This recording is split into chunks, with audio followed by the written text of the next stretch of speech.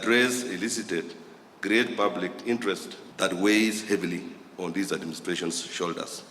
Our first year in office, with your kind permission, be fixed so that we can get back to work and achieve. I'll be looking forward to a good discussion that you will set the pace to tell us, Your Excellency, very candidly, where you think we have fallen short of your expectations and we need to correct, where you think we have done well and we need to keep it up so that we can be better managers and can help you through these very difficult economic times. We've had to make very important decisions.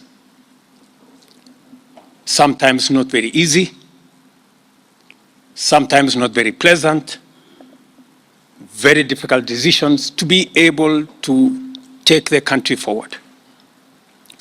But the underlying principle here is we must always, and I want to tell you as members of this team, we must always make the right decision, however difficult it may be. You can never go wrong by making the right decision.